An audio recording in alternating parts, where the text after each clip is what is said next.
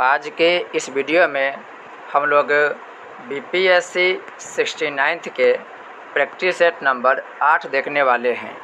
इससे पहले हम लोग 1 से 7 तक के प्रैक्टिस सेट को कवर कर चुके हैं। ये जो बीपीएससी के प्रैक्टिस सेट चल रहा है, ये प्लेटफॉर्म के रुक्मिणी प्रकाशन का प्रैक्टिस सेट चल रहा है, जो एसडीएम राहुल सिन्हा के निर्देशन में तैयार किया गया है। आज हम लोग प्रैक्टिस सेट नंबर 8 देखने वाले हैं। तो चलिए शुरू करते हैं इस वीडियो को। पहला क्वेश्चन कह रहा है, हाल ही में खोए हुए मोबाइल की निगरानी के लिए कौन सा पोर्टल लॉन्च किया गया है? इसका राइट आंसर होगा संचार साथी। संचार साथी। और ये जो संचार साथी है, यह लॉन्च किया गया है दूरसंचार विभाग के द्वारा। तो याद रखेंगे, दूर संचार विभाग के द्वारा यह पोर्टल लॉन्च किया गया है। नेक्स्ट प्रश्न है, दुनिया की पहली 7.2 मीटर ऊंची पेट्रोग्राफ ट्रेन का ट्रायल डैश में किया गया। इसका राइट आंसर हो जाएगा दिल्ली से जयपुर में किया गया। दिल्ली से जयपुर में किया गया है। नेक्स्ट क्वेश्चन कर रहा है, बिहार स्टार्टअप को मजबूती देने के लिए बिहार का दूसरा बी हब कहाँ स्थापित किया गया? ध्यान रखेंगे, ये जो बी हब स्टार्टअप है, ये बिहार का दूसरा है। इसका राइट आंसर हो जाएगा बिहार राज्य वित्तीय निगम भवन पटना में। इसके साथ साथ आपको पहला बी हब पोर्टल को याद रखना होगा। बिहार का पहला बी हब पोर्टल है मौर्यलोक पटना। मौर्यलोक पटना। नेक्स्ट क्वेश्चन कर रहा है, निम्नलिखित में से किस देश ने धनुरी नामक चंद्रयान मिशन लॉन्च किया है? इसका राइट आंसर हो जाएगा दक्षिण कोरिया। दक्षिण कोरिया के द्वारा धनुरी नामक चंद्रयान मिशन लॉन्च किया गया है। बात करें धनुरी के अर्थ के, तो इसका अर्थ होता है मून और एंजॉय। तो याद रखेंगे, मून एंड एंजॉय धनुरी के क्या हो गया? अर्थ हो गया। अगला क्वेश्चन कर रहा है, कौन सा पुरातात्विक स्थल मौर्य राजप्रसाद से संबंध है? इसका राइट आंसर हो जाए कुम्हरार। कुम्हरार बहुत ही फेमस है, ये पटना में स्थित है। और ये राजप्रसाद का मतलब होता है महल। राजप्रसाद का मतलब होता है महल। इसके बारे में बहुत सारा क्वेश्चन पूछा जाता है, लेकिन एक कथन फाहियान के बारे में बहुत ज़्यादा पूछा जाता है। एक व्यक्ति है फाहियान, चीन के था। इनके द्वारा कहा गया है कि चंद्रगुप्त मौर्य का ये जो राजप्रसाद है, वह मनुष्य के द्वारा निर्मित नहीं किया गया है। यानी कि इनका कथन है कि देवताओं के द्वारा यह राजप्रसाद का निर्माण किया गया है। इसके बारे में क्वेश्चन पूछा गया है। नेक्स्ट क्वेश्चन है, भारतीय उपमहाद्वीप का 7वां सबसे पुराना पटना विश्वविद्यालय स्थापित हुआ। सबसे पुराना पटना विश्वविद्यालय स्थापित हुआ था। यह स्थापित हुआ था 1917 ईस्वी में।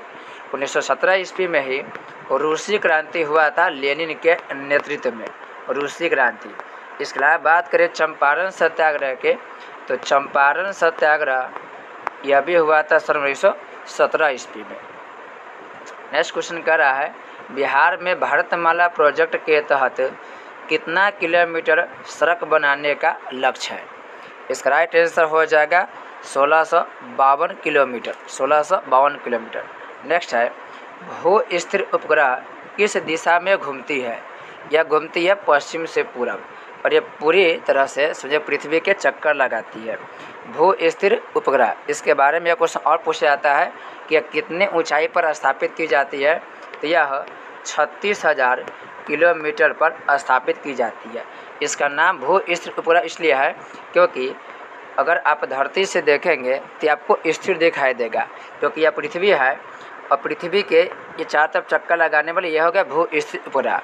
तो जैसे जैसे पृथ्वी घूमती है, वैसा ही ये भी घूमता है। अतः पृथ्वी से देखने पर ये आपको स्थिर दिखाई देगा, इसलिए इसे भू स्थिर उपग्रह कहा जाता है। नेक्स्ट क्वेश्चन कर रहा है, आर्थिक सर्वेक्षण 2022-23 के अनुसार बिहार में हर परिवार पर औसत कितने चालू मोबाइल कनेक्शन है? इसका राइट आंसर हो जाएगा 2 या 2 से अधिक। 2 या 2 से अधिक। नेक्स्ट है, केंद्रीय मंत्री डॉक्टर जितेंद्र सिंह ने एशिया के सबसे बड़े 4 मीटर अंतर्राष्ट्रीय लिक्विड मिरर टेलीस्कोप का उद्घाटन कहाँ किया है? इसका राइट आंसर हो जाएगा उत्तराखंड में स्थापित किया गया है। और क्वेश्चन पूछा है कि बताइए ये जो लिक्विड मिरर टेलीस्कोप है यह पहला ऑप्टिकल सर्वेक्षण टेलीस्कोप, याद रखेंगे यह पहला ऑप्टिकल सर्वेक्षण टेलीस्कोप है। अगला क्वेश्चन कर रहा है बनारस हिंदू यूनिवर्सिटी एक्ट 1915 के द्वारा बनारस हिंदू विश्वविद्यालय की स्थापना का मार्ग प्रशस्त हुई। इसके संस्थापक कौन थे? इसके संस्थापक पंडित मदन मोहन मालवीय थे। पंडित मदन मोहन मालवीय थे। याद रखेंगे BHU यानी कि बनारस हिंदू विश्वविद्यालय की स्थापना हुआ था 1915 ईस्वी में। एक क्वेश्चन और पूछता है मदन मोहन मालवीय से, क्वेश्चन पूछेगा द लीडर नामक समाचार पत्र किनके द्वारा प्रकाशित किया गया? तो इसका भी आंसर होगा पंडित मदन मोहन मालवीय के द्वारा। नेक्स्ट क्वेश्चन कर रहा है विजयनगर साम्राज्य के राजा कृष्णदेव राय समकालीन थे। ये बाबर के समकालीन था। आपको पता होगा कि 1336 ईस्वी में हरिहर एवं बुक्का नामक 2 भाइयों के द्वारा विजयनगर साम्राज्य की स्थापना किया गया। आप सुनते होंगे संगम वंश के बारे में यह स्थापना किया गया। उस समय बाबर क्या था जी? समकालीन था। कृष्णदेव राय के समय बाबर समकालीन था और बाबर कृष्णदेव राय को एक महान राजा के रूप में साबित किया है। यानी बाबर के जो किताब है तुजुक ए बाबरी उसमें कहा गया है कि कृष्णदेव राय जो है एक महान सम्राट है। कृष्णदेव राय के बारे में आपको 2 किताब याद रखना है। ये जो राजा कृष्णदेव राय है इनके द्वारा एक किताब लिखा गया जिसका नाम है आमुक्त माल्याद। याद रखेंगे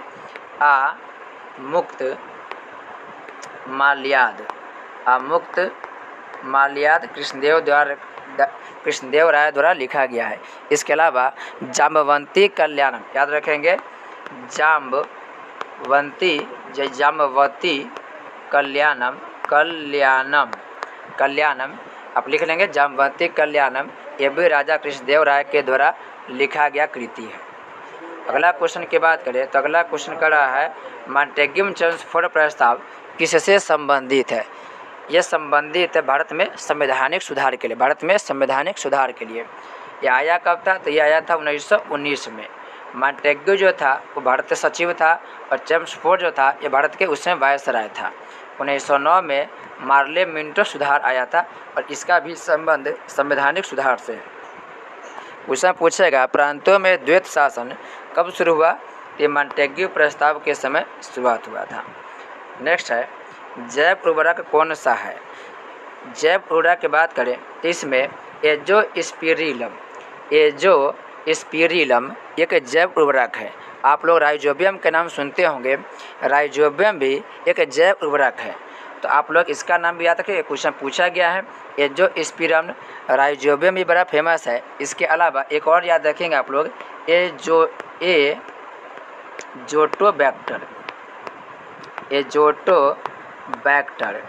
ये भी एक जैव उर्वरक का उदाहरण है। याद रखेंगे एजोटोबैक्टर जैव उर्वरक का उदाहरण है। काफ़ी महत्वपूर्ण क्वेश्चन है ये। नेक्स्ट क्वेश्चन कर रहा है निम्नलिखित में कौन सबसे बड़े ज्ञात कोश का? बहुत आसान क्वेश्चन है। इसका राइट आंसर हो जाएगा शुतुरमुर्ग की अंडा। और माइकोप्लाज्मा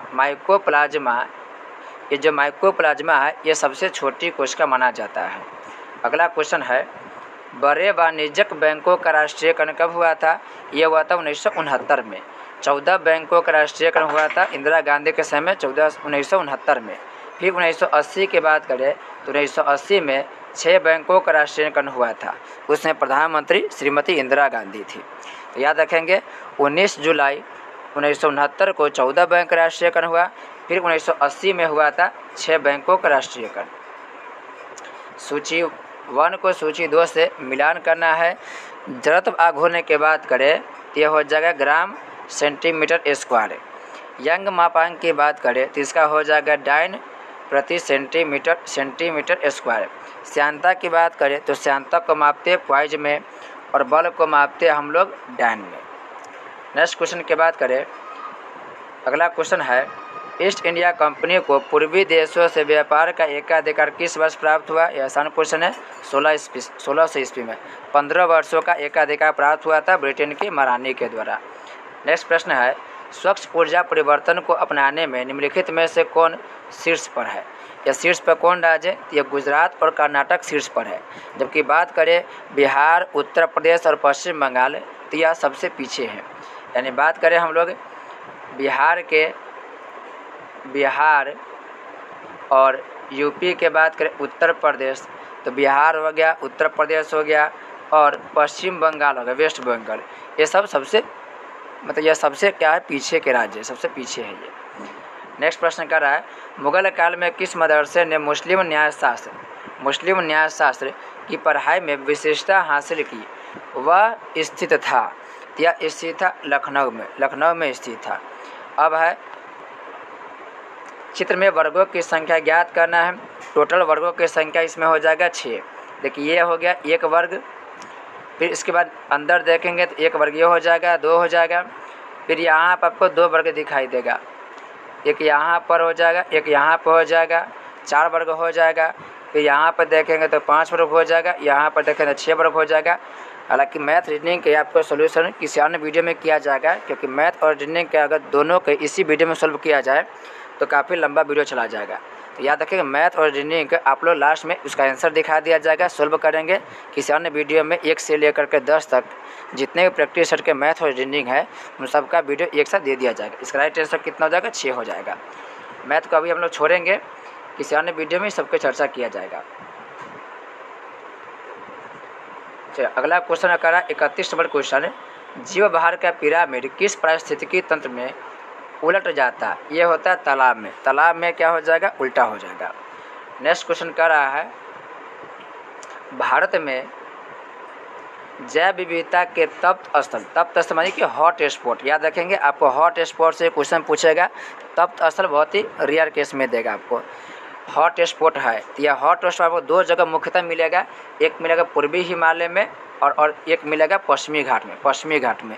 एक क्वेश्चन याद रखेंगे, जो जैव विविधता है, इस जैव विविधता का अवधारणा दिया था नॉर्मन मेयर्स ने। इनका नाम याद रखेंगे, नॉर्मन मेयर्स नामक जो व्यक्ति है यही हॉट स्पॉट की अवधारणा दिए थे, और यह अवधारणा दिया गया था सन 1988 ईस्वी में। भारत के जो पश्चिमी घाट है वो हॉट स्पॉट के लिए काफ़ी प्रसिद्ध है। अगला क्वेश्चन कर रहा है, हाल ही में चर्चा में रहा सबौर मंसूरी से संबंधित निम्नलिखित में से कौन सा कथन सत्य है? पहला कर रहा है, यह धान की एक नई किस्म है, बिल्कुल सही है। सबौर की चर्चा हम लोग किए थे पिछले सेट में।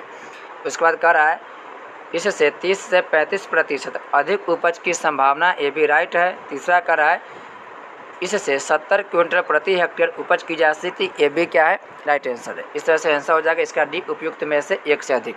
याद रखेंगे सबौर जो धान है वो सबौर धान कम खाद पानी देंगे तो भी उसका उत्पादन ज़्यादा होगा, तो कम खाद पानी में भी इसका उत्पादन क्या होगा? ज़्यादा होगा, यह इसकी खासियत है। नेक्स्ट प्रश्न है, राष्ट्रीय उद्यानों में आनुवंशिक विविधता का रखरखाव किस प्रकार किया जाता है? ये किया जाता है, राष्ट्रीय उद्यान की बात करें तो राष्ट्रीय उद्यान में कहते हैं इन सीटू संरक्षण द्वारा। देखिए जीव को बचाने के लिए 2 तरह के हम लोग काम करते हैं, एक होता है इन सीटू और एक होता है एक्स सीटू। याद रखेंगे इन सीटू में हम लोग क्या करते हैं, इन सीटू में जीव के जहाँ पर वास्तविक स्थान, जैसे कि जंगल जीव का वास्तविक स्थान है, तो जानवरों को हम बचाते हैं उन्हीं के स्थान पर, यानी उन्हीं के स्थान पर छोड़ देते हैं। इसके लिए हम लोग बनाते हैं राष्ट्रीय उद्यान और बनाते हैं अभयारण्य। और एक होता है एक्स सीटू। एक्स सीटू में भी जीव जंतुओं को बचाया जाता है, लेकिन इसमें जीव जंतु को वहाँ रखा जाता है जहाँ पर जीव जंतु का निवास स्थान है नहीं। जैसे कि जो चिड़ियाघर होता है वो चिड़ियाघर वास्तव में जीव जंतुओं के निवास स्थान नहीं है, लेकिन फिर भी कुछ जीव जंतुओं का रखा जाता है, इसलिए रखा जाता है ताकि वहाँ पर उसका संरक्षण हो सके। तो याद रखेंगे इन सीटू और एक्स सीटू दोनों उपाय हम लोग करते हैं। अगला प्रश्न कर रहा है, कौन सी ड्रग गिद्धों की समष्टि में ह्रास के लिए उत्तरदायी है? काफ़ी महत्वपूर्ण प्रश्न है, इसको याद रखेंगे नाम डिक्लोफिनेक सोडियम। इसमें क्या होता है कि जो भी पशु है उन पशुओं को ये जो आप देख रहे हैं हार्मोन से रसायन डिक्लोफिनेक सोडियम ये दिया जाता है। अब ये जैसे ही जीव जंतु में होता है, और जब कोई जीव जंतु मर जाता है तो उस जीव जंतु में पहले से ही डिक्लोफिनेक सोडियम रहता है। अब जैसे गिद्ध क्या करता है, मरे हुए जीव जंतु को खाता है, उस मरे हुए जीव जंतु में पहले से ही डिक्लोफिनेक सोडियम होता है।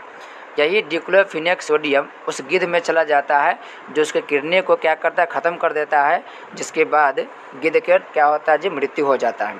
तो भारत में लाखों गिद्ध के मृत्यु इसी प्रकार से हुआ है। वो मरे हुए जानवर को खाए और उस जानवर से जो डिक्लोफिनेक सोडियम है वो चला गया गिद्ध में और गिद्ध के मृत्यु होते चला गया। अगला क्वेश्चन की बात करें कि हाल ही में जारी जनगणना रिपोर्ट के अनुसार बिहार के संदर्भ में निम्न में से कौन सा कथन सत्य है। करा कि पहला, बिहार में लगभग 25% जल स्रोत निजी हाथों में तथा लगभग 75% जल स्रोत सार्वजनिक क्षेत्र में है।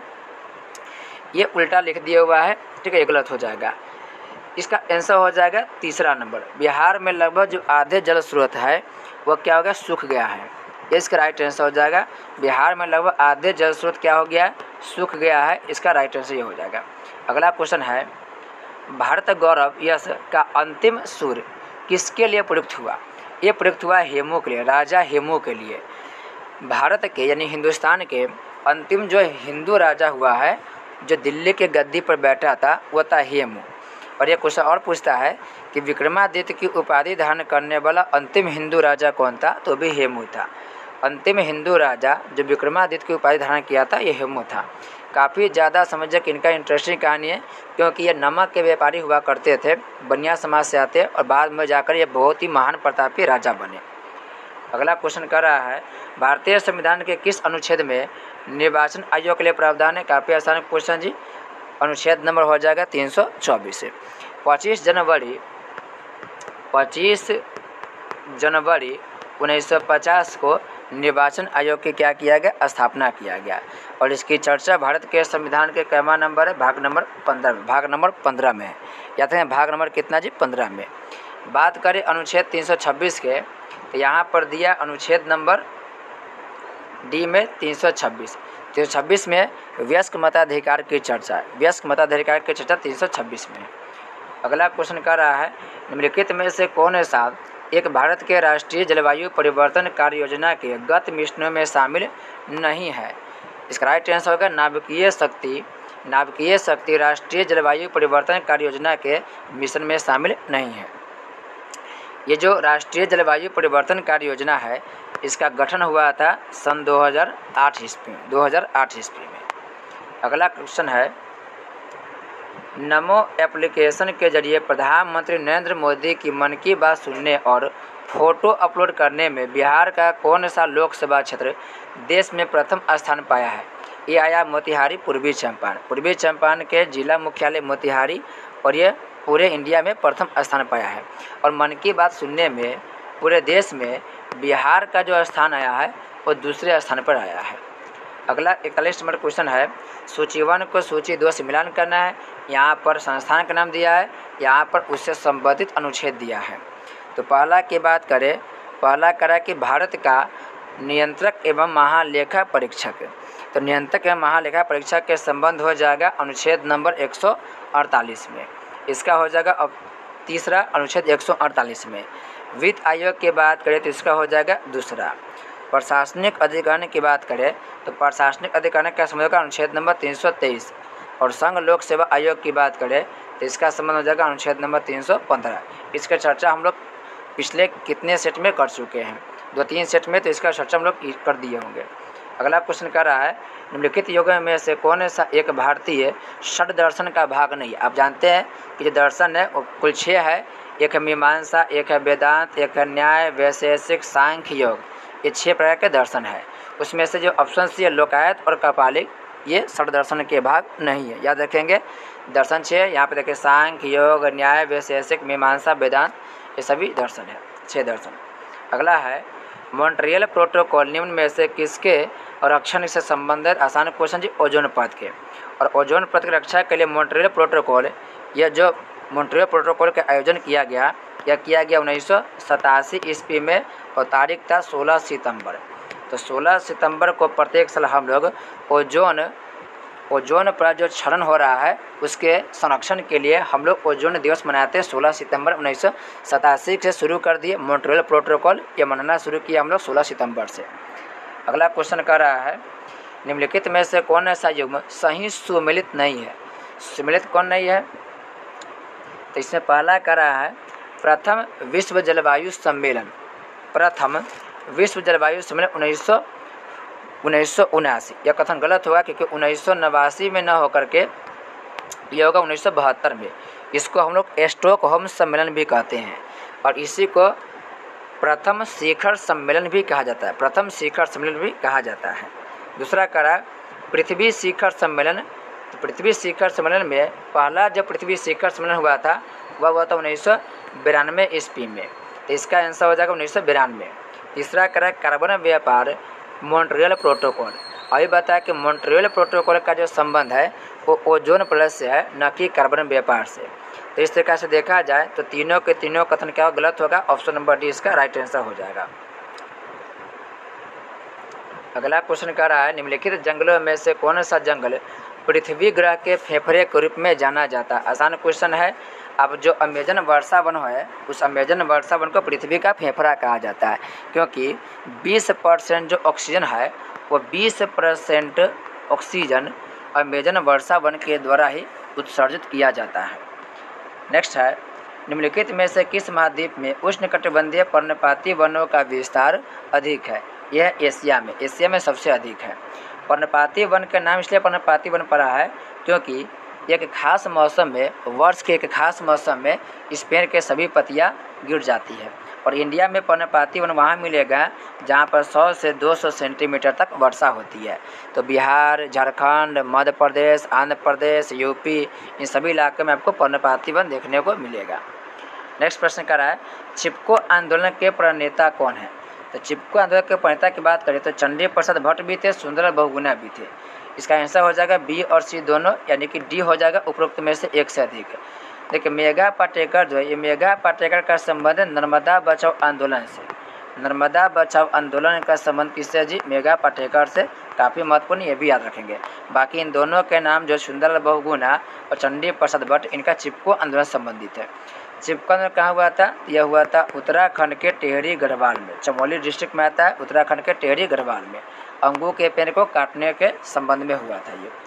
नेक्स्ट है निम्नलिखित कथनों पर विचार करें एवं सत्य कथन चुने। सत्य कथन चुनना पहला कर रहा है वर्ष 2017-18 से 2021-22 तक सामाजिक सेवाओं पर प्रति व्यक्ति व्यय में निरंतर वृद्धि हुई है।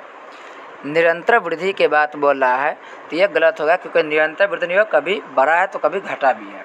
दूसरा है वर्ष 2019-20 से 21-22 तक सामान्य सेवा पर प्रति व्यक्ति व्यय में कमी आई है। ये कथन गलत है क्योंकि सबसे ज़्यादा जो खर्च हुआ है वो सेवा क्षेत्र में ही हुआ है। तो प्रति व्यक्ति व्यय में कमी नहीं, एक ज़्यादा हुआ है सेवा क्षेत्र पर। तो इसका राइट आंसर हो जाएगा सी। न तो एक सही है न दो सही है। नेक्स्ट क्वेश्चन कह रहा है निम्नलिखित में से कौन सा युग्म सही सुमेलित है? पहला है वन विहार राष्ट्रीय उद्यान, ये भोपाल में, बिल्कुल सही है। राजा जी राष्ट्रीय उद्यान देहरादून में, उत्तराखंड के देहरादून में। केवलादेव राष्ट्रीय उद्यान जो है यह भरतपुर में है। ये तीनों के तीनों क्या जी सही है। इसका राइट आंसर डी हो जाएगा। अगला क्वेश्चन है गेंडे को पुनर्वासित करते हुए कार्य निम्नलिखित में से किस राष्ट्रीय उद्यान में चल रहा है? जो गेंडा है उसके संरक्षण के लिए हम लोग दुधवा राष्ट्रीय उद्यान को क्या किए? चुने हैं। दुधवा राष्ट्रीय उद्यान के जिम कॉर्बेट, जिसे हम कॉर्बेट भी बोल देते हैं, यह भारत के पहला राष्ट्रीय उद्यान है जो उत्तराखंड में है। और कान्हा कहाँ है? मध्य प्रदेश में है।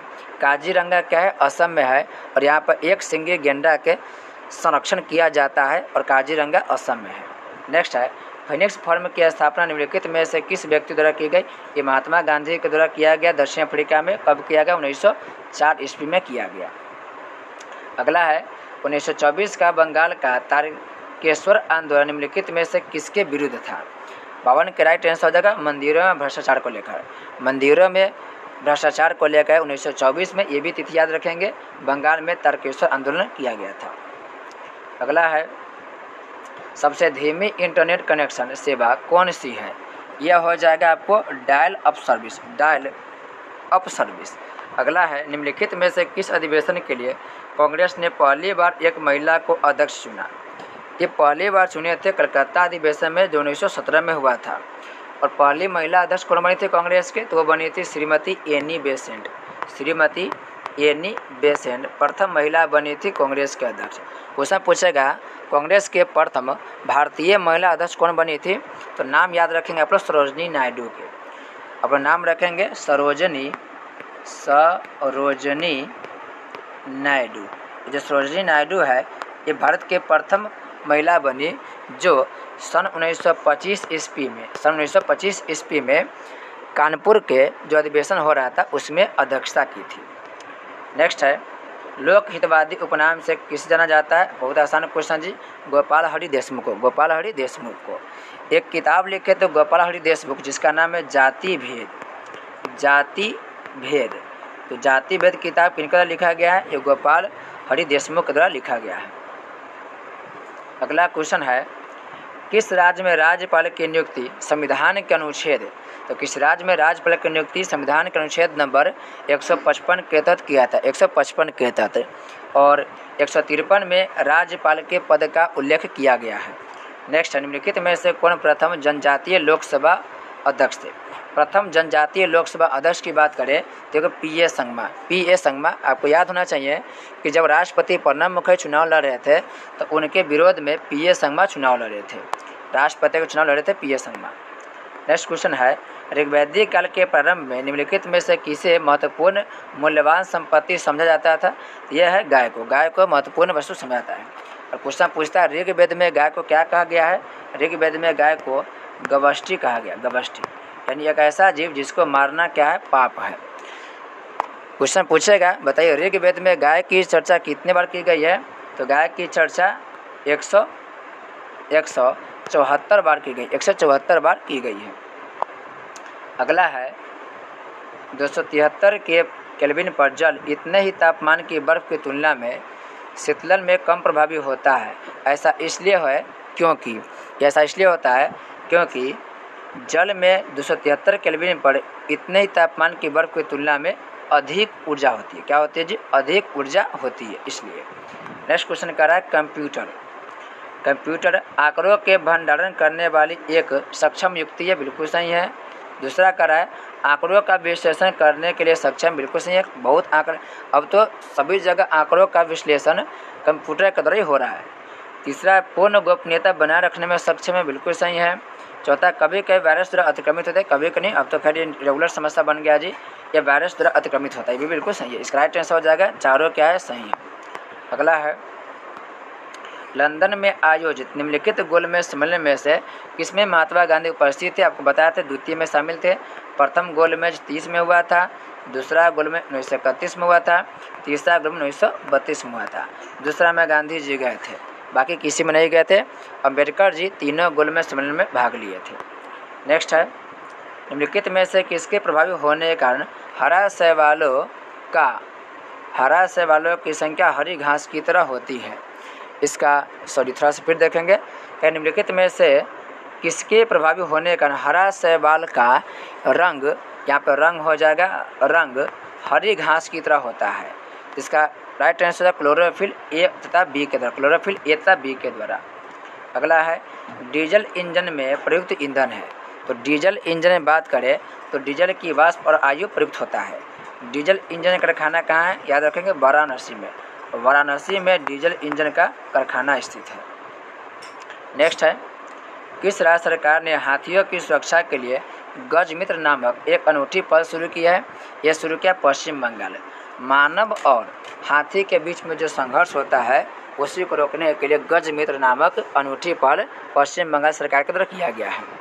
नेक्स्ट प्रश्न है बोर्ड ऑफ कंट्रोल की स्थापना किस अधिनियम के अंतर्गत की गई, ये किया गया आपको पिर्स ऑफ इंडिया अधिनियम 1784। नेक्स्ट क्वेश्चन कर रहा है निम्न में से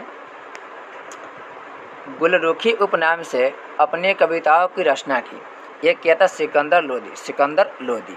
आपको पता होना चाहिए कि सन 1504 ईस्वी में आगरा शहर की स्थापना सिकंदर लोदी के द्वारा किया गया। अगला क्वेश्चन है उलूक तथा दबा व्यवस्था का संबंध तुगलक काल में निम्नलिखित में से किससे था, ये संबंधित था डाक व्यवस्था से, डाक व्यवस्था से। नेक्स्ट है, निम्नलिखित में से कौन सी पहाड़ियाँ पश्चिमी घाट के अंतर्गत शामिल है? तो पश्चिमी घाट के अंतर्गत अन्नामलई, बहुत सबसे ऊंची चोटी अन्नामलई है, नीलगिरी, उसके बाद कार्डेमम यानी कि इलायची की पहाड़ी। तो आप देखेंगे भारत के नक्शा को, ये भारत का नक्शा है और यहाँ पे वो पश्चिमी घाट मिलेगा, ये पश्चिमी घाट यहाँ मिलेगा। इसी पश्चिमी घाट में आप देखेंगे तो आप यहाँ पर पश्चिमी घाट है, ये जो पश्चिमी घाट है इसकी टोटल लंबाई आपको 1600 किलोमीटर मिलेगा। यहीं पर आपको सबसे यहाँ पर आपको मिलेगा अन्नामलाई की पहाड़ी, उसके जस्ट नीचे मिलेगा आपको कार्डेमम यानी कि इलायची की पहाड़ी, और इधर पश्चिमी घाट और पूर्वी घाट जहाँ पर मिल जाता है वहीं पर नीलगिरी की पहाड़ी है, जहाँ पर डोडा बेटा सबसे ऊंची चोटी है। तो यह होगा 1 और 2 और 4, इसका राइट आंसर हो जाएगा 1, 2 और 4, 1, 2, 4 राइट आंसर हो जाएगा। नेक्स्ट क्वेश्चन है, औरंगजेब ने किसको साहिबात उज जमानी की उपाधि प्रदान की? ये दिए थे जहाँ आरा को। किसको? जहाँ आरा को। जहाँ आरा कौन थी? तो औरंगजेब और मुमताज महल, मुमताज महल की बेटी के नाम है जहाँ आरा। अगला क्वेश्चन है, भारतीय संविधान में भारत की आधिकारिक भाषा से जुड़े प्रावधानों में संसद संशोधन कर सकती है। ये कैसे कर सकती है? अपने सदस्यों के साधारण बहुमत के द्वारा संशोधन कर सकती है। भारत के देखिए कोई भी ऐसे राष्ट्रभाषा के रूप में नहीं बनाया गया है, लेकिन हिंदी और देवनागरी लिपि को एक राजभाषा के रूप में व्याख्या किया गया है, और इसकी चर्चा भारत के संविधान के 17वें भाग में मिलेगा और अनुच्छेद नंबर 343 में मिलेगा। भाषा के प्रावधान भाग 17 और अनुच्छेद नंबर 343 से मिलेगा आपको। अगला है, करा कि निम्न में से कौन एक सुमेलित नहीं है? तो अफीम जो है, अफीम के डूडी से प्राप्त होता है, अदरक राइजोम से प्राप्त होता है, केसर बीज से प्राप्त नहीं होता है, संतना से प्राप्त। केसर जो केसर है एक मसाला के रूप में मसाला के रूप में शामिल होता है और ये काफ़ी महंगा होता है। ये जो केसर है यह वर्तिका और वर्तिकाग्र से प्राप्त होता है। याद रखें, वर्तिका और वर्तिकाग्र, वर्तिका और वर्तिकाग्र से प्राप्त होता है। ये वर्तिका क्या है? तब पढ़ते होंगे स्त्री केसर पुंग केसर, यह मादा जननांग के भाग है, स्त्री केसर के भाग है वर्तिका और वर्तिकाग्र। नेक्स्ट क्वेश्चन है, काकोरी केस के अभियुक्तों के बचाव हेतु किसकी अध्यक्षता में एक समिति का गठन हुआ था? यह किया गया था गोविंद वल्लभ पंत के द्वारा। आपको बताए थे 9 अगस्त 1925 ईस्वी को काकोरी जो ट्रेन डकैती है उसका अंजाम दिया गया। हालांकि अब नाम बदल के हो गया इसका काकोरी ट्रेन एक्शन। अगला क्वेश्चन है, विश्व के सबसे बड़े ध्यान केंद्र का उद्घाटन भारत के किस शहर में श्री रामचंद्र मिशन के गठन की 75वीं वर्षगांठ के अवसर पर किया गया? 73 के राइट आंसर हो जाएगा हैदराबाद तेलंगाना में। अगला है 2 for D, बहुत सारा क्वेश्चन पूछा गया है। 2 for D क्या है? एक खरपतवार नाशी, बहुत सारा क्वेश्चन पूछा गया है, एक खरपतवार नाशी है। अगला है, जालियांवाला बाग नरसंहार पर कांग्रेस जांच समिति की रिपोर्ट के प्रारूप को लिखने का कार्य किसे सौंपा गया था? यह सौंपा गया था महात्मा गांधी को। जालियांवाला बाग हत्याकांड 13 अप्रैल 1919 को हुआ था। आपको बताए थे गांधी जी कैसर ए हिंद की उपाधि लौटा दिए थे, कैसर ए हिंद की उपाधि लौटाए थे।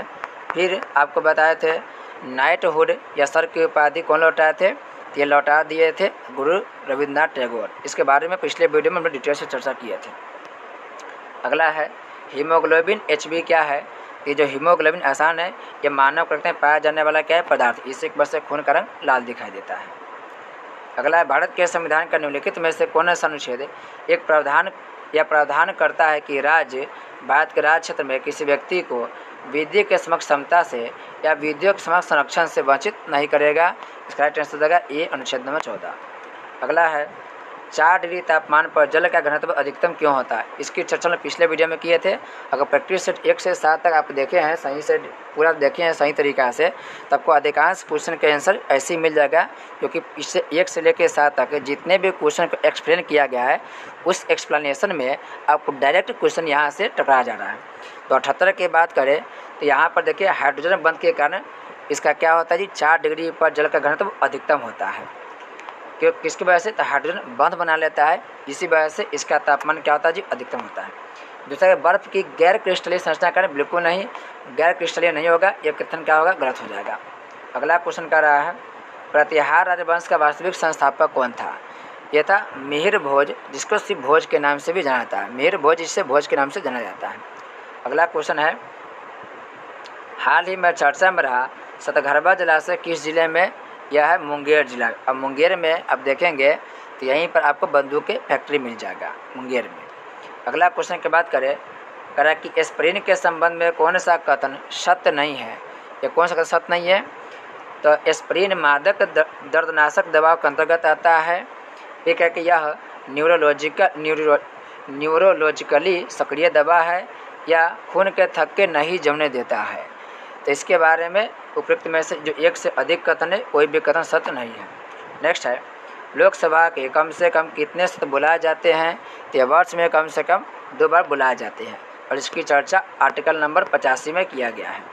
अगला है, अति विवादास्पद भ्रूणीय स्टेम कोशिकाओं के विकल्प के रूप में कौन बायोएथिकल और निर्विवाद स्रोत है? स्टेम कोशिकाओं का। स्टेम कोशिकाओं की बात करें तो अस्थि मज्जा से व्युत्पन्न स्टेम कोशिका है। स्टेम कोशिका के बारे में इतना समझिए कि जैसे कि मनुष्य के देखेंगे तो बहुत सारा अंग समय के साथ साथ काम करना बंद कर, जैसे कि किडनी हो गया, हृदय हो गया, फेफड़ा हो गया, लीवर हो गया। ये सभी अंग समय के साथ साथ थोड़ा सा कम कारगर होता है या किसी किसी का बर्बाद होता है। तो एक होता है स्टेम सेल, और ये स्टेम सेल निकलता है कब? स्टेम सेल जो बच्चा जब भ्रूण अवस्था में रहता है, भ्रूण में, वो भ्रूण अवस्था में स्टेम सेल रहता है। तो इससे भ्रूण से स्टेम सेल वैज्ञानिक निकालेगा और इस स्टेम सेल को विकसित करके नया अंग बनाएगा। अब इसमें क्या है कि आने वाला जो समय है, जो फ्यूचर है, उसमें लोग क्या करेगा, अपने अंग को आसानी से बदलवा लेगा, क्योंकि स्टेम सेल ना कोई एक नया अंग बना देगा। अभी क्या है कि आँख को हम लोग, किडनी को क्या करते हैं जी, उसका इलाज करवाते हैं, लेकिन आने वाला भविष्य में टेक्नोलॉजी इतना आगे बढ़ जाएगा कि हम लोग एक नया अंग को क्या कर देंगे, विकसित करेंगे। जैसे मान लें किसी का हृदय में कुछ खराबी आ गया या आँख में कुछ खराबी आ गया, लीवर में खराबी हो गया, किडनी में खराबी हो गया, तो डायरेक्ट हम क्या करेंगे, उस व्यक्ति के जो भी अंग है जिसमें खराबी है उसका हम पूरा निर्माण कर देंगे। इस स्टेम सेल की यही खासियत है। तो कुछ लोग इसके बारे में मतलब कि आपत्ति कर रहे हैं कि यह क्या है, इथिकल नहीं है, या कहीं ना कहीं सही तरीक़ा से, क्योंकि मनुष्य को जो बनाया गया है वो मनुष्य को बनाया गया है ताकि एक निश्चित समय अवधि के बाद वह दुनिया से जाए और कोई ना कोई उसके जगह पर दूसरा को जाए। अगर एक ही माना हमेशा के लिए रहेंगे तो कहीं ना कहीं यह इथिकल नहीं माना जाता है। नेक्स्ट है, समलैंगिकता संबंधित सर्वोच्च न्यायालय का निर्णय निम्नलिखित में से किससे संबंधित है? यह है भारतीय दंड संहिता की धारा 377। याद रखेंगे, समलैंगिकता का संबंध किससे? 377 से है, आर्टिकल नंबर 377 ईस्वी से है। और सुप्रीम कोर्ट के द्वारा सन 2018 में समलैंगिकता को एक अपराध की श्रेणी से हटा दिया गया। तो याद रखिएगा, समलैंगिकता को 2018 में हटा दिया गया। नेक्स्ट क्वेश्चन कह रहा है, निम्नलिखित में से कौन सा युग्म सुमेलित नहीं है? सुमेलित करा कि नहीं है? पहला है हेक्टर मुनरो, बक्सर क्यों से संबंधित है? बिल्कुल सही है, बक्सर के बताया था आपको 1764 में हुआ था। लॉर्ड हेस्टिंग, इसके समय आंग्ल नेपाल युद्ध हुआ था, बिल्कुल सही है, और आंग्ल नेपाल युद्ध हुआ था सन 1814 से 16 में, 1814 से 16 में। लॉर्ड वेलेस्ली के समय चतुर्थ आंग्ल मैसूर युद्ध हुआ था सन 1799 में, और आपको बताया थे कि जो टीपू सुल्तान था उनकी मृत्यु हो जाती है और उनके राज को ब्रिटेन अपने क्षेत्र में कर लेता है। लॉर्ड कॉर्नवालिस की बात करें तो लॉर्ड कॉर्नवालिस तृतीय आंग्ल मराठा युद्ध से संबंधित नहीं है। तृतीय आंग्ल मराठा युद्ध की बात करें तो उसके समय में लॉर्ड हेस्टिंग्स था, लॉर्ड हेस्टिंग्स था। यह कथन क्या होगा, गलत हो जाएगा, लॉर्ड हेस्टिंग था, न कि लॉर्ड कॉर्नवालिस था। नेक्स्ट क्वेश्चन है, जौनपुर राज्य का अंतिम शासक कौन था? अंतिम शासक कौन था जी? हुसैन शाह था, हुसैन शाह था।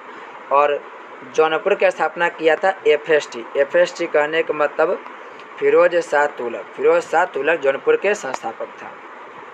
नेक्स्ट है एमनियोसेंटेसिस। एमनियोसेंटेसिस एक तरीका है जो बताता है, यह क्या बताता है कि भ्रूण के लिंग को बताता है। माँ के गर्भ में जो बच्चा पल रहा है, वो गर्भ में पल रहा बच्चा, जो गर्भ में पल रहा बच्चा है, जो उसको भ्रूण बोलते हैं, उसका लिंग क्या है यह बताता है एमनियोसेंटेसिस। तो याद रखिएगा, भारत में भ्रूण के लिंग की जांच करना कानूनन अपराध माना जाता है। भ्रूण कैलनिंग की जाँच कब करते हैं जी?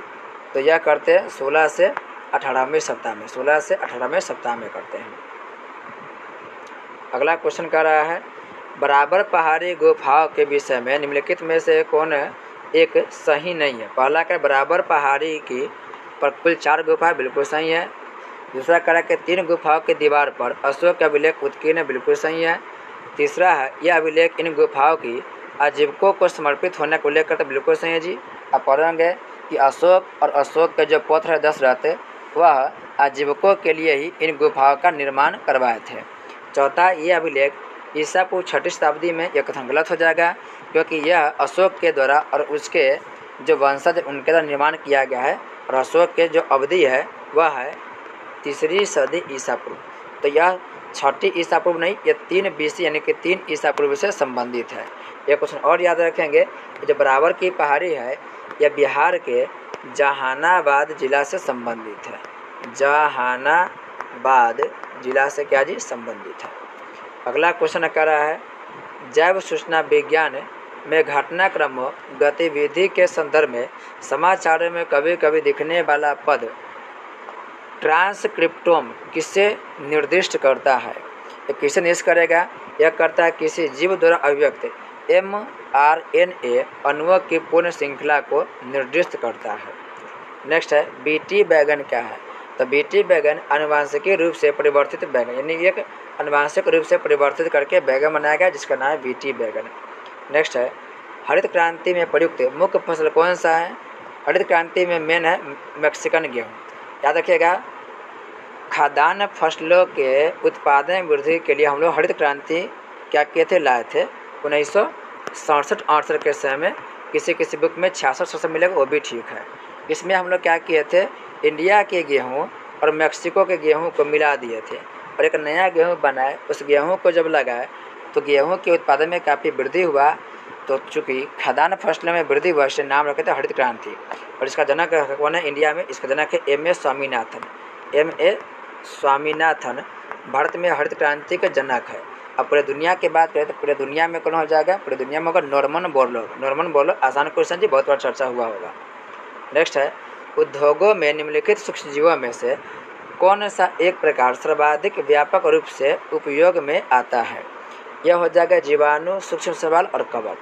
नेक्स्ट है, प्रकाश विकिरणों की प्रकृति होती है। तो प्रकाश तरंग भी है और प्रकाश कण भी है। इसका राइट आंसर है तरंग और कण दोनों है। और यह बात कौन बोले बता कि प्रकाश कण भी है तरंग है? तो यह बोले बता डी ब्रोगली ने। डी ब्रोगली बोले हुआ था। पहले था कि प्रकाश कण है, फिर प्रकाश कण है, तरंग है, यही सब होते रहा। लेकिन बाद में कहा कि नहीं, प्रकाश तरंग भी है, कण भी है। और आपको अगर जानना है प्रकाश के बारे में कि प्रकाश कण है कि तरंग है क्या है, तो आप एक चीज़ यूट्यूब पर सर्च के देखेंगे, डबल आप लोग बनाएंगे एक search, double slit experiment.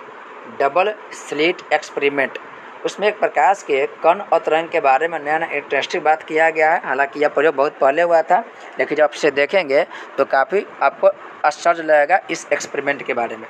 Double slit experiment, इसको सर्च मार के आप देखेंगे, टाइम मिलेगा तो। नेक्स्ट है, जगदीप धनखड़ भारत के कौन से नंबर के उपराष्ट्रपति रहे हैं? तो जगदीप धनखड़ के बारे में पता है जी, 14वें नंबर के उपराष्ट्रपति रहे हैं। और जगदीप धनखड़ जब चुनाव लड़े थे तो उसके विरोध में मार्गरेट अल्वा लड़ी थी। मार्गरेट अल्वा ये उनके विपक्ष में चुनाव लड़े थे।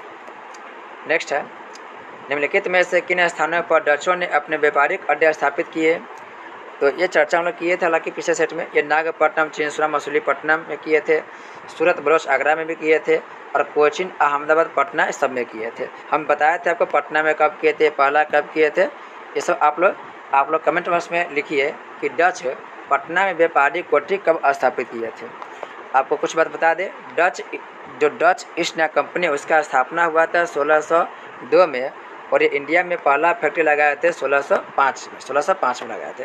पटना में कब फैक्ट्री स्थापित किए थे, इसको आप कमेंट बॉक्स में लिखेंगे। नेक्स्ट क्वेश्चन है, अवतल दर्पण का उपयोग किया जाता है? तो अवतल दर्पण के उपयोग की बात करें तो यह टॉर्च में बिल्कुल होता है, वाहनों अग्रदीपों यानी कि हेडलाइट में भी होता है। हेडलाइट में दंत विशेषज्ञ द्वारा दांतों के प्रतिबिंब देखने के लिए भी होता है, सभी दर्पण में होता है, तो इसका हो जाएगा डी, उपरोक्त में से एक से अधिक यानी सभी हो जाएगा। अगला है उचित रीति से कटे हीरे की असाधारण चमक का आधारभूत कारण यह है कि हीरा चमकता है। क्यों चमकता है?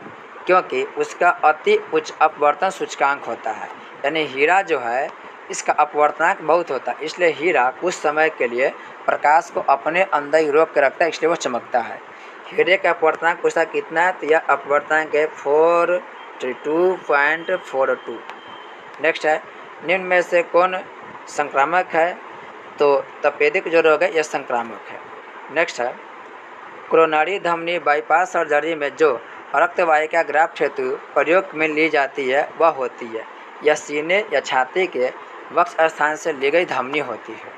नेक्स्ट है निम्नलिखित सूचकांकों में से कौन सा मानव विकास सूचकांक HDI की गणना में सम्मिलित नहीं होता है, तो बताए थे कि HDI यानी कि ह्यूमन डेवलपमेंट इंडेक्स में 3 बात को आधार में रखा जाता है।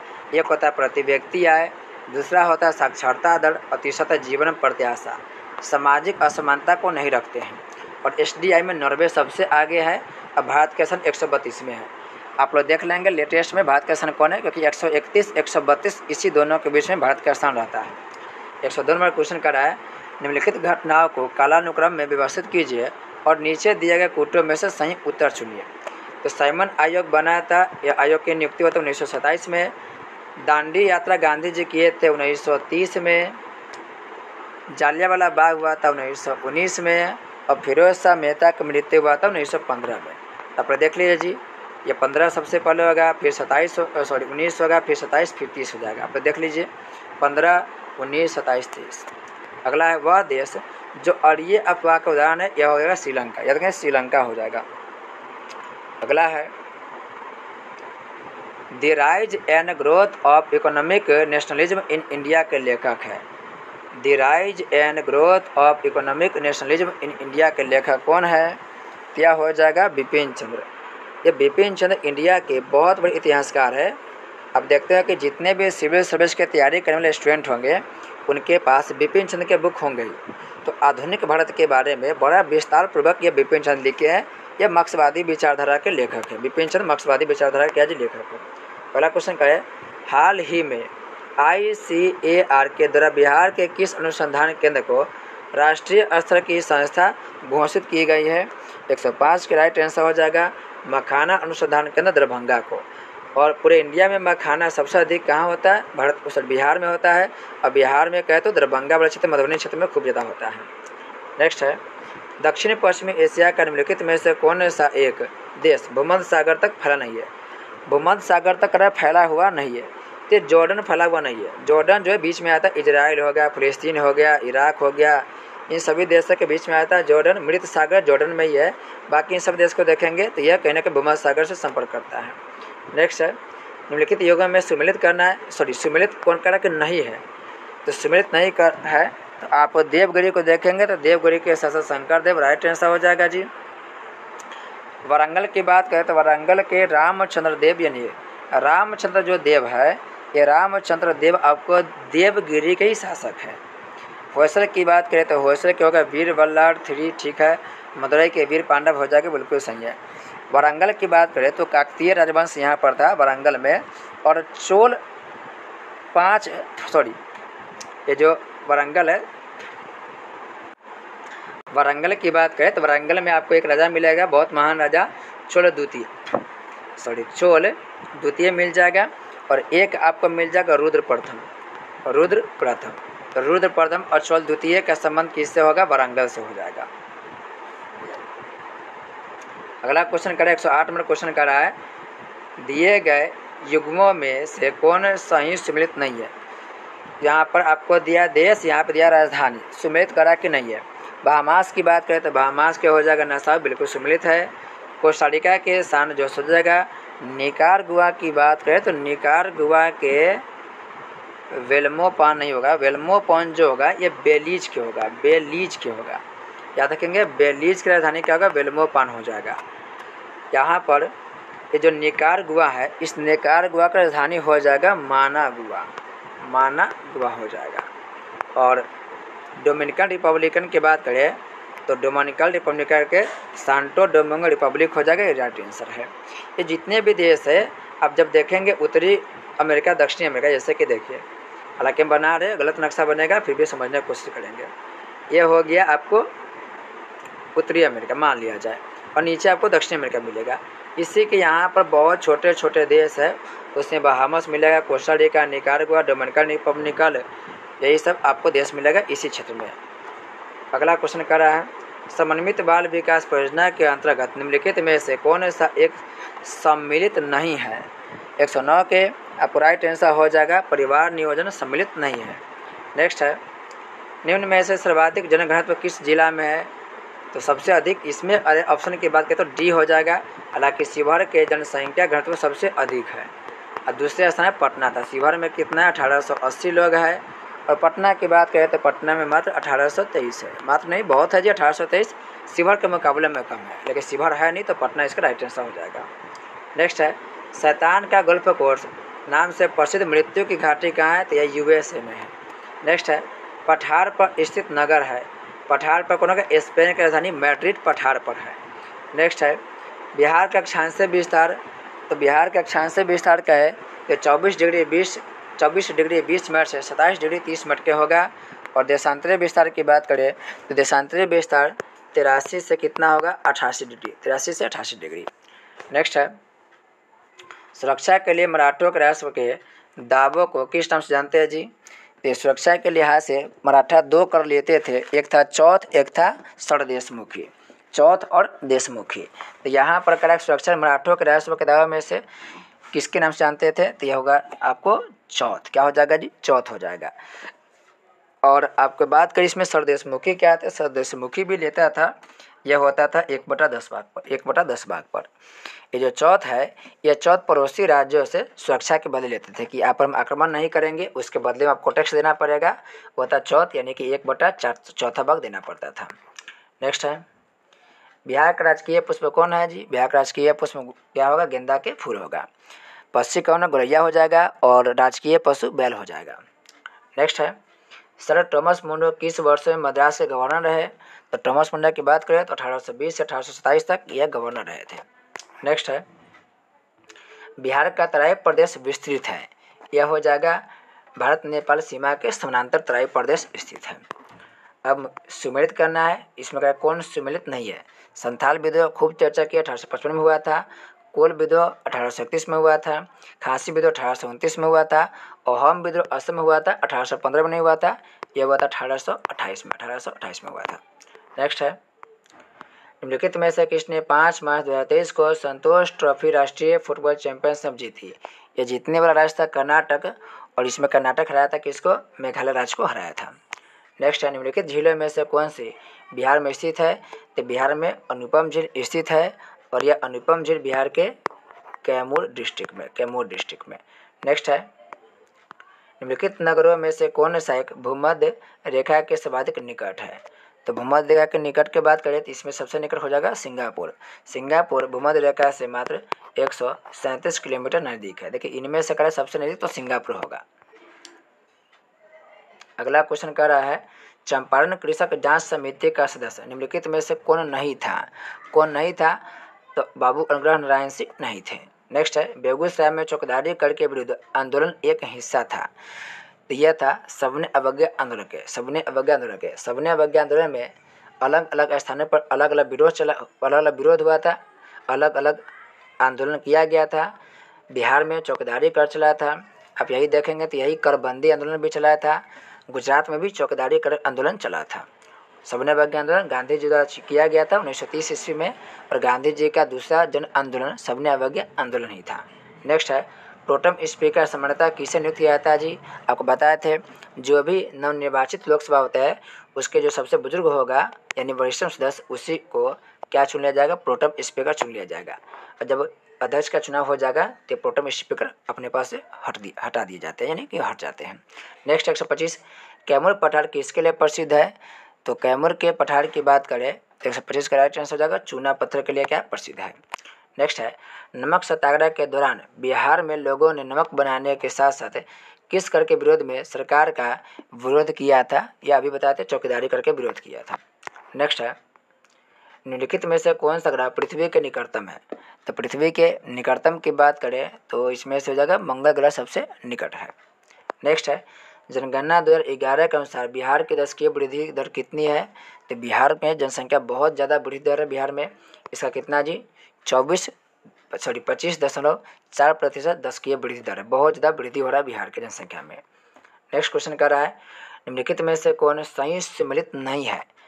तो पारादीप उड़ीसा में है, मार्मू गोवा में है, नीव मंगलूर कर्नाटक में है, मुद्रा जो आंध्र प्रदेश में न होकर के यह है गुजरात। आप लोग हाल फिलहाल में न्यूज़ सुने होंगे कि मुद्रा पोर्ट पर बहुत ज़्यादा ड्रग्स पकड़ाया है और ये मुद्रा पोर्ट अडानी ग्रुप के द्वारा संचालित किया जाता है। हाल फिलहाल में यह खूब ज़्यादा न्यूज़ फैला हुआ था। नेक्स्ट है, बिहार के किस जिले में उत्खनन के दौरान नवपाषाण काल के अवशेष प्राप्त हुए हैं? ये प्राप्त हुआ है कहाँ से? वैशाली से। हालांकि वैशाली के साथ साथ रोहतास जिला से, गया जिला से और सारण जिला से भी नवपाषाणी कालीन स्रोत प्राप्त हुआ है। नेक्स्ट है, बिहार आर्थिक सर्वेक्षण 2022-23 के अनुसार सत्य कथन का चयन करना है। पहला करा है, सकल राज्यगत मूल्यवर्धन में औद्योगिक क्षेत्र का योगदान में 2015-16 में निरंतर वृद्धि हुई। देखिए, जब भी आप देखें निरंतर वृद्धि हुई है उसे आप लोग ज़्यादा समझिए कि गलत होगा। ये निरंतर वृद्धि नहीं हुआ है, उतार चढ़ाव हुआ है, कभी बढ़ा है तो कभी घटा भी है, ये गलत हो जाएगा। दूसरा है, वर्ष 2020-21 में बिहार में औद्योगिक क्षेत्र का योगदान 19.4% आया, बिल्कुल राइट आंसर जी। तो दूसरा सही होगा, जबकि एक क्या होगा, गलत हो जाएगा, दूसरा सही होगा। नेक्स्ट है, बिहार राज्य प्रदूषण निवारण परिषद का गठन किस अधिनियम के तहत हुआ है? 132 का राइट आंसर हो जाएगा, जल प्रदूषण रोकथाम और नियंत्रण अधिनियम 1974 के द्वारा। नेक्स्ट है, बिहार के किस जिले में देश का चौथा पक्षी रिंगिंग सेंटर खोला गया है? तो बिहार के भागलपुर में खोला गया है। यह देश का क्या है? तो देश के चौथा है, देश के चौथा याद रखिए। तो इससे पहले 3 कौन कौन था? तो 3 में एक था राजस्थान, एक था उड़ीसा, एक है तमिलनाडु। याद रखेंगे, राजस्थान, उड़ीसा और तमिलनाडु। नेक्स्ट क्वेश्चन कर रहा है, भारत की 1/4 से अधिक नगरीय जनसंख्या जिन 2 राज्यों में निवास करती हुए नगरीय जनसंख्या की बात कर रहा है। तो देखिए, जहाँ जनसंख्या ज़्यादा होगा कहीं कहीं नगरीय जनसंख्या वहीं ज़्यादा होगा। इसका राइट आंसर होगा महाराष्ट्र और उत्तर प्रदेश। देखिए, उत्तर प्रदेश नंबर 1 जनसंख्या वाला राज्य है, महाराष्ट्र दूसरे स्थान पर आता है, बिहार तीसरे स्थान पर है। टोटल नगरीय जनसंख्या की बात करें तो इन दोनों राज्य को मिला दीजिएगा ना, तो इंडिया के 25% नगरीय जनसंख्या केवल इसी दोनों राज्य में निवास करती है।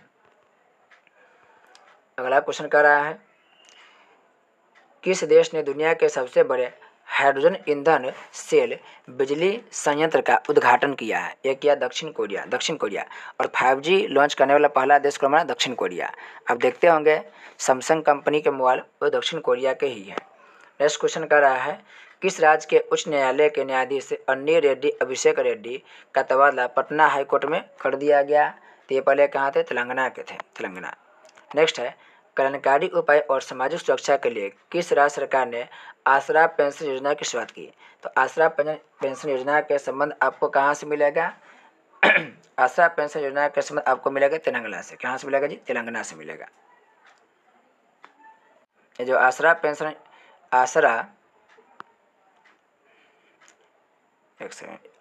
योजना ये जो देख रहे हैं, इसका शुरुआत हुआ था सन 2014 में। कब बताया? 2014 ईस्वी में स्टार्ट हुआ था। नेक्स्ट क्वेश्चन कर रहा है, चंबल नदी के बाद किस नदी में सबसे अधिक घड़ियाल पाया जाता है? तो सबसे अधिक घड़ियाल करा के सबसे अधिक घड़ियाल, देखिए यहीं पे यह क्वेश्चन बन रहा है कि चंबल नदी के बाद तो सबसे अधिक घड़ियाल चंबल नदी पर। दूसरे स्थान पर कौन आएगा? तो दूसरे स्थान की बात करें तो गंडक नदी और गंडक गंगा की सहायक नदी है। अगला है, इंटरनेशनल बायोटेक कॉन्क्लेव का उद्घाटन किस स्थान पर किया गया? इंटरनेशनल बायोटेक कॉन्क्लेव का उद्घाटन किस स्थान पर किया गया?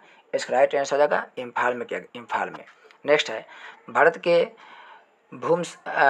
के भूसमकालीन उपग्रह परीक्षण यान डैश ने 3840 किलोग्राम वाले चंद्रयान-2 अंतरिक्ष यान को पृथ्वी की एक कक्षा में सफलतापूर्वक प्रक्षेपित किया गया था। याद रखिए, यहाँ पर चंद्रयान-2 पूछ रहा है। तो चंद्रयान-2 के बारे में बात करें तो GSLV Mk3M1 से प्रक्षेपित किया गया। और चंद्रयान-2 को प्रक्षेपित कब किया गया? तो भी डेट याद रखेंगे, पूछ सकता है, क्योंकि चंद्रयान-3 अभी लॉन्च हुआ है, तो कभी कभी पिछला क्वेश्चन पूछ लेता है। यह किया गया था 22 जुलाई सन 2019 में। हालांकि हम लोग पूरी तरीक़ा से इसमें सफल नहीं हो पाए थे, लेकिन हम लोग चंद्रयान 2 के जो असफलता था, जो कमियां था, उसी को पूरा करने के लिए चंद्रयान 3 लॉन्च किए हैं। और चंद्रयान 3 की बात करें तो लॉन्च किया गया 14 जुलाई 2023 को। 2023 को क्या किया गया, लॉन्च किया गया। हालांकि आपको बताए थे पिछले वीडियो में भी कि इंडिया के जो चंद्रयान 3 है वह लॉन्च होगा उसी आसपास या उससे पहले भी संभावना की जा रहा है कि रसिया के चंद्रयान जिसका नाम है लूना 25 वो भी वहीं पर क्या होगा, लैंड करेगा। तो देखना यह है कि लूना 25 इस रेस में जीत रहा है या भारत के चंद्रयान 3 जीत रहा है। दोनों में से समझे कि एक तरीके से सभी कंपटीशन का माहौल है। नेक्स्ट, बिहार राज्य में विधानसभा सदस्यों की संख्या कितना है जी, ये बड़ा आसान है जी, 243 है। नेक्स्ट है, बिहार के संदर्भ में निम्न में सुमेलित युग्म चुनना है। यहाँ पर क्षेत्र है, यहाँ पर वृद्धि दर दे रहा है जी बिहार आर्थिक सर्वेक्षण 2021-22 के अनुसार। तो प्राथमिक क्षेत्र में देखिए 3.8 बिल्कुल गलत होगा, क्योंकि प्राथमिक क्षेत्र में जो वृद्धि हुआ है वह हुआ है 2.3% से 2.3। द्वितीयक में करें 8.6, ये नहीं, इसका हुआ था आपको 4.8%। और बात करें तृतीयक क्षेत्र में, तो तृतीयक क्षेत्र में हुआ था 5%। तो ये तीनों का तीनों कथन क्या होगा, गलत हो जाएगा। तीनों का तीनों कथन गलत हो जाएगा।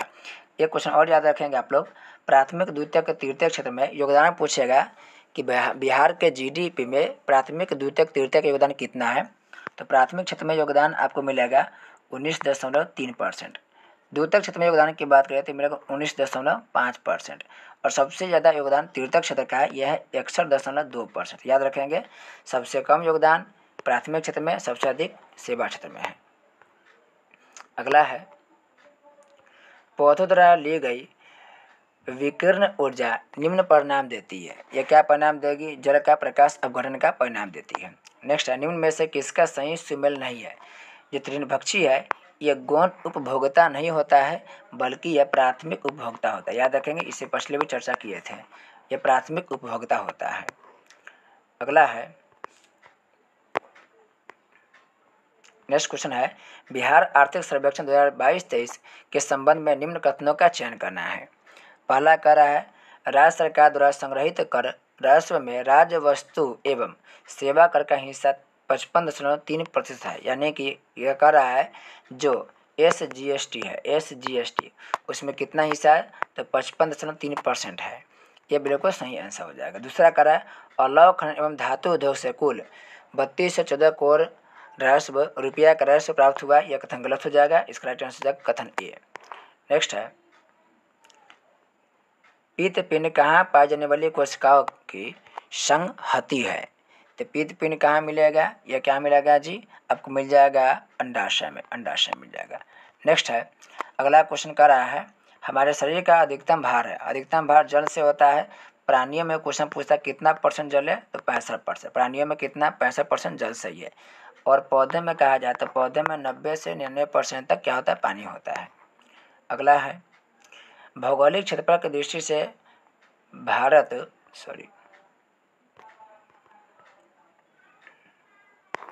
क्वेश्चन कर रहा है, भौगोलिक क्षेत्रफल की दृष्टि से भारत में बिहार का क्रम, तो बिहार का क्रम कहाँ है, 12वां हो जाएगा। बिहार का क्रम 12वां हो जाएगा। अब भारत के 5 बड़े राज्य के नाम याद रखेंगे। सबसे ज़्यादा क्षेत्रफल है राजस्थान के पास, फिर राजस्थान से नीचे आएंगे तो आपको मिलेगा मध्य प्रदेश, फिर मध्य प्रदेश के नीचे आएंगे तो आपको मिलेगा महाराष्ट्र, यानी कि MH महाराष्ट्र, फिर आप देखेंगे तो यूपी, और फिर उसके बाद मिलेगा गुजरात। याद रखेंगे, नंबर 1 राजस्थान, दूसरा में मध्य प्रदेश, तीसरा महाराष्ट्र, चौथा यूपी, 5वां क्या, गुजरात हो जाएगा।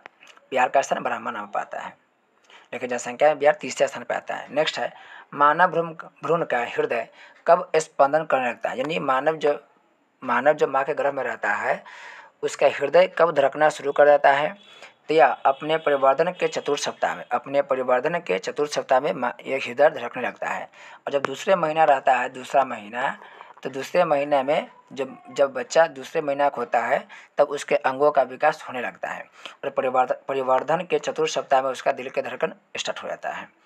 नेक्स्ट क्वेश्चन है, निम्नलिखित में से कौन संसद सदस्यों का सामूहिक विशेषाधिकार नहीं है।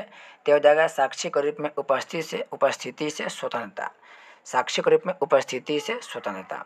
इस तरीके से हम लोग 150 क्वेश्चन के मैथ छोड़ करके सभी का व्याख्या किए हैं। यह वीडियो थोड़ा सा छोटा बन गया है, क्योंकि इससे पहले का जितना वीडियो था सब लंबा बना हुआ है, और वीडियो तो हालांकि काफ़ी लंबा होता है, कहीं ना कहीं थोड़ा सा स्पीड बढ़ा करके उसको छोटा किया जाता है। तो यदि आपको फास्ट लगे या स्लो लगे तो यूट्यूब पर फैसिलिटी है, आप स्लो या फास्ट करके देख सकते हैं। आप यहाँ पर देखें, जिस मैथ को आंसर नहीं बताए थे आप स्क्रीनशॉट ले सकते हैं। यहाँ पर इन सब का आंसर दिया गया, आप बनाएंगे और टैली कर लेंगे आंसर के साथ। किसी अन्य वीडियो में हम लोग मैथ रीजनिंग जितने भी क्वेश्चन हैं सबकी एक वीडियो में हम लोग चर्चा करेंगे। एक और बात कि सबसे पहले आपको बताए थे कि आप लोग पहले आंसर देखेंगे नहीं, सबसे पहले आप कोई अपना आंसर तैयार करेंगे जो आता है कन्फर्म, जो नहीं आता है उस आंसर को कहीं ना कहीं चारों में से पाँचों में से चुनेंगे कि वो राइट आंसर आपका हो रहा है कि नहीं, और आपका नंबर कितना आया है उस पूरे नंबर को आप लोग कमेंट बॉक्स में ज़रूर आप लोग लिखेंगे। तो मिलते हैं एक नए वीडियो के साथ, तब तक के लिए आपका बहुत बहुत धन्यवाद।